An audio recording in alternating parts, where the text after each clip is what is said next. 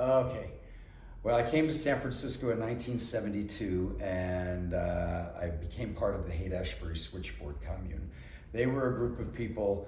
They'd started during the Summer of Love, and they were like an information center for everything you wanted. And we were kind of the computer of the hippie movement. We didn't have computers in the 70s and 60s.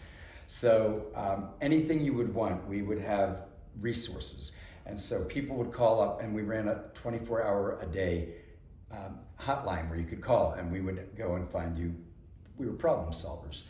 And then we also ran a free store, and we ran crash pad service where back in the early 1970s, even though Haight-Ashbury was a slum, about 100 people a night would still come with backpacks. And I'll think it's the Summer of Love. And so the switchboard would find cool hippies that had stayed in Haight-Ashbury. There was always a hardcore group of about 500 hippies that never left the Haight-Ashbury. And they're all dying. There's very few of them left. Now I'm part of I'm not even, I wasn't there in the Summer of Love doing it like they were. I was 11 years old in the Summer of Love.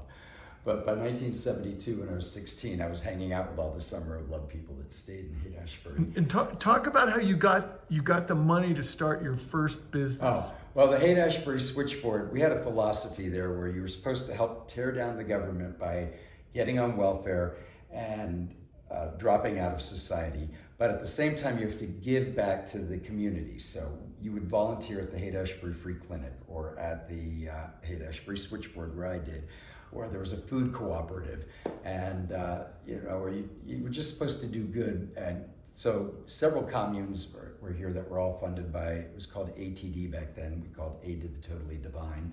Now it's called the SSI program, or SSDI for disability, and we all got it for disability. LSD was a disability back then, and if you were certified that you had had a bad LSD trip, you were considered legally insane. Oh my God. And I had a bad LSD trip in 1971, and ended up arrested and in the hospital and in a mental place for a couple hours with fluorescent lights on me and being a And then they gave you $5,000 because of that? Oh, well, wait. So because of that incident when I was 15, when I You were was a straitjacket? 19, yeah, I went on the bad LSD trip.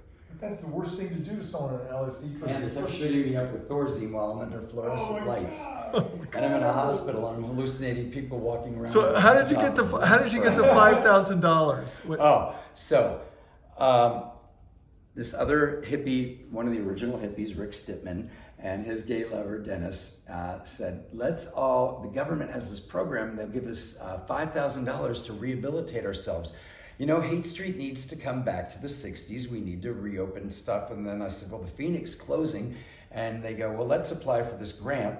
And we each got $5,000. So the three of us took over this old, huge building that had been vacant since 1968. It used to be called the Haight Street Palace. And it was a really cool store back in the 60s, but nobody had taken it for 8 years. So they gave it to me rent-free for a year to take the boards off the window and paint the outside of the building for him. And then we had, Dennis ran a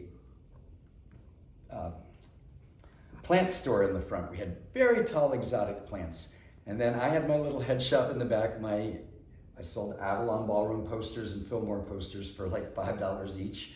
I was buying for $2 each at the time. And Buying and selling. And then incense, and so the last of the hippie stores in the Haight-Ashbury that had started, actually Bob started in January 1966. He was the second kind of psychedelic store to ever open in America. And he had also opened the first hippie venue in the Haight-Ashbury, the Blue Unicorn Coffee House. He closed up his store and moved out to Hawaii. And the last day, he said, if you want to be the last hippie, everything in here is yours. And so I got some empty incense cases and a bunch of old incense. For free.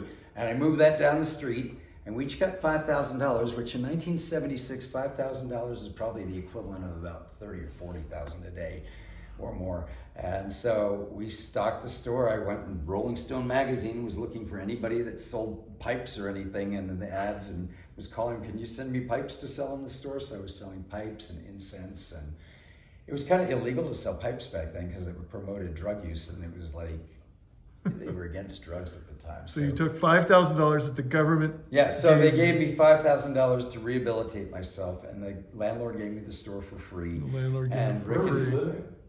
In the commune at 14. And now he's one of the most Street. successful people. No, I'm not. I'm comfortable. But you know, Well it's done, hard Jimmy. work and doing what you love. I wanted to bring Haight-Ashbury back, and so I did the store for love. And my store has evolved as the counterculture has evolved. I've been a hippie head shop, then a punk rock store, then a new wave store, then a reggae rasta skateboard store, then I think we went back to Grateful Dead for a while. Yeah, all in the early 90s. Then rave. Then rave led to Burning Man. Burning Man led to the steampunk, and now we're just festival. And that's how the counterculture has evolved over the years.